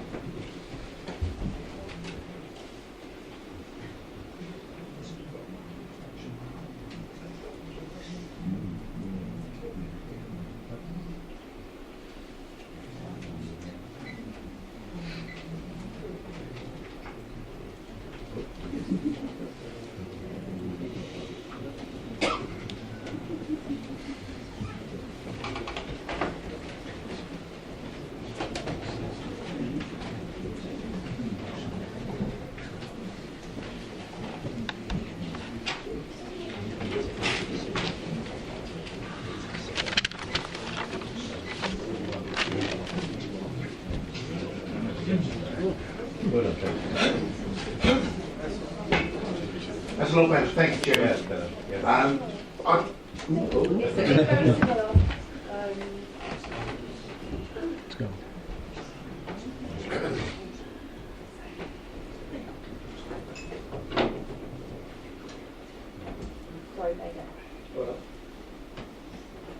That's lovely. Great. I've got a concern with the position of the roundabout in relation to Watery Lane there. I appreciate the corner of site, that plot there is the one that's got the issue with regards to the flooding. When traffic is coming from Holbridge heading towards Watery Lane, there's going to have to be a right turn lane there. I have concern that that's going to slow the traffic down around the roundabout. It would make more sense to me if the roundabout was at the junction of Watery Lane. I know it would mean quite a bit of jiggering with around the road within the thing, but it makes more sense to me rather than put another junction in there. So that's my biggest single concern there, and I'm not sure quite why they haven't looked at that and done that. They actually did, and this was the preferred. The one that she showed, Katie showed first, was the original version that was put forward by the applicants, and this was actually the preferred option put forward by Essex County Council. They preferred the ghost right-hand turn that you've got here. This was actually the preferred option. Far be it from me to disagree with Essex County Council, but I'm inclined to do so. A couple of other points that I'd like to raise is, one is quite a minor point. There was mention of a bridleway in the site, I was unclear. Is there an existing right of way, or is it a case of creating one? Within the heads of terms of the 106 agreement, there will be a requirement for that to be delivered within the site. So there will be requirements to them to provide a right of way within the site. So there's not one that is Yes, existing that's site. correct. And just a little bit of a clarification around the 106 agreements. If the site was to be sold on, and there's some concern about as to whether the 106 agreement would still be valid, if it wasn't, would it have to come back before us? If the site is sold on, well, if the site is sold on, the planning commission will be sold with the land, and that will take along with it the 106 agreement. So any variation to that 106 agreement, that would then come back to the council for further deliberations. So if the site was sold on, a developer bought the site and was going to develop the site out, and came to us with a viability, we'd have that viability checked, which is why we've asked for contribution towards that, because we're not going to pay for that. If that then showed that they couldn't meet the requirements that we'd set out, there would be some discussions over what they could and couldn't deliver, and then we would bring that back to committee for members to discuss. So just to clarify that, Chairman, that would have to come back to us if the site was sold, and to alleviate Councillor Black's concern there. No, if the site was sold, the agreement goes with the land. So that the agreement is solid, doesn't affect the agreement at all. The agreement is a legal contract between the development in terms of the planning consent and the legal entity of that agreement. So it would be the variation if they wanted Any to variation, what comes back from this? Thank you. Just to be clear, Chairman, any section 106 is actually registered on the local land charges anyway, and it belongs with the land. As Ms. Miles has said, any variation will come back to members for deliberation.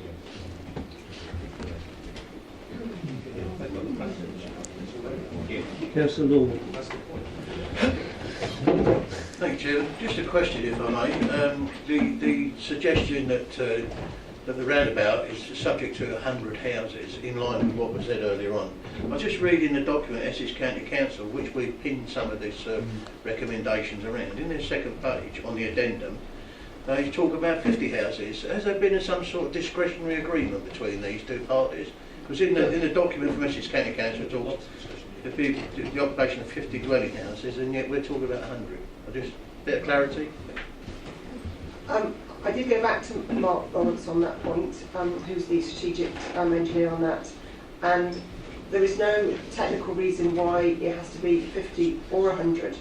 If members are minded that we change that figure, that's for members to put forward in terms of an amendment to this recommendation and the heads of terms that want to see agreement.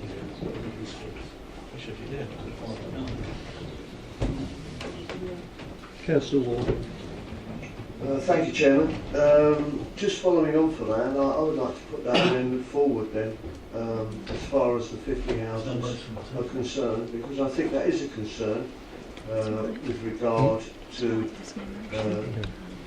the veracity of that roundabout.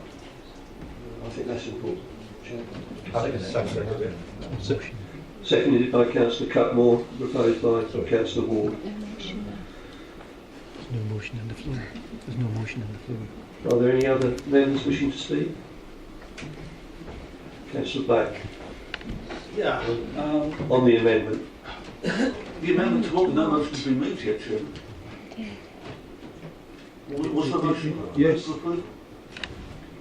It was proposed by Councillor Ward and seconded by Councillor Cutmore. Yeah, an amendment to what motion, sir? No motion been put. To the motion the recommendations as put forward by officers. Okay, but there's no motion on the floor at the moment. There's no substantive motion. I stand to be corrected by our legal officer, but by implication, an amendment to anything in the officer's report is obvious a proposal for acceptance of the officer's report as amended by that particular amendment proposed for the 50 houses. Thank you, Mr. Chairman. In that case, I will bite the bullet and move the things on.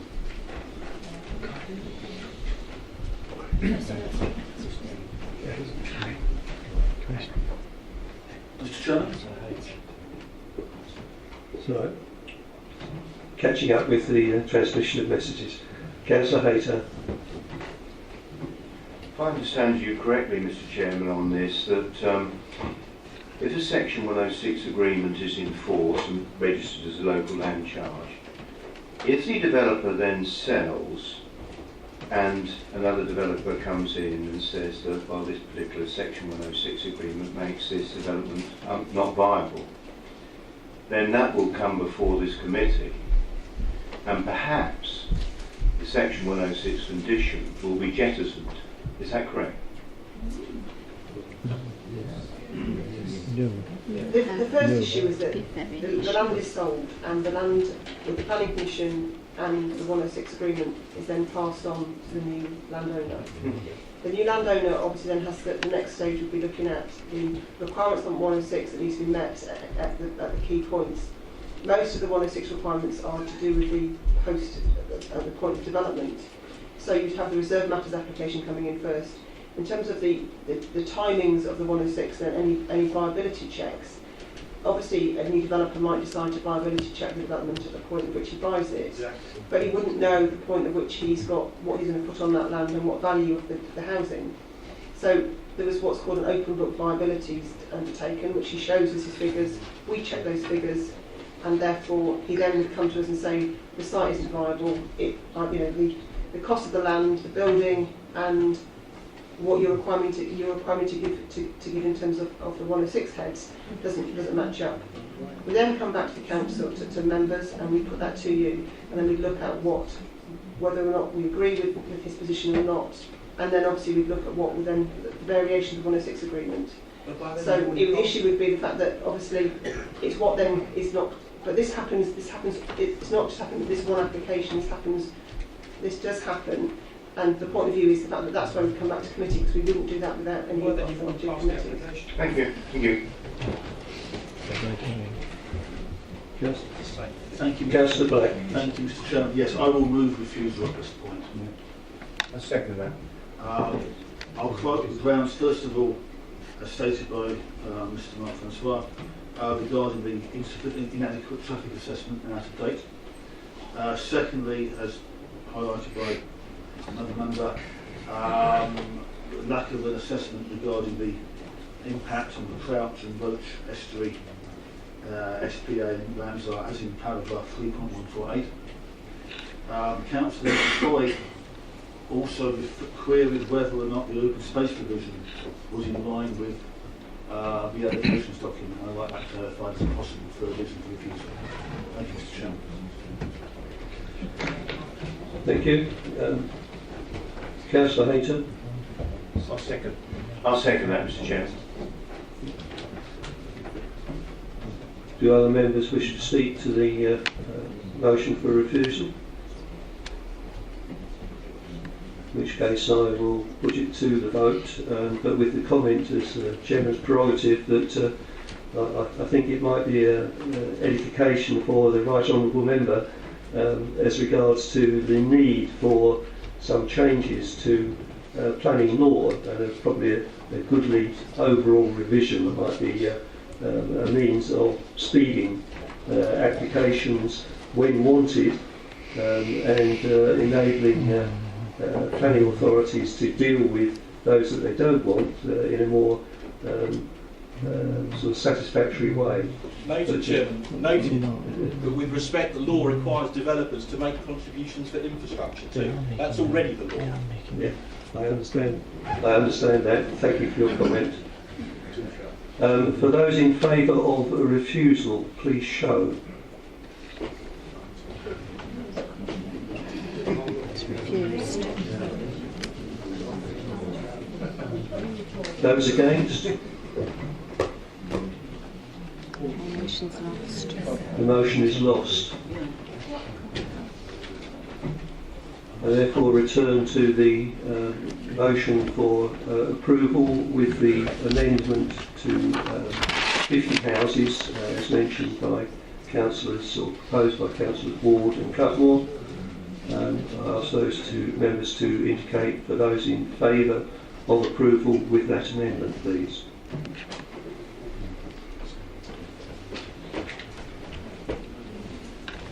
That is approved. I'd like my vote recorded against, please. Councillors Blake and Hayter recording their vote against.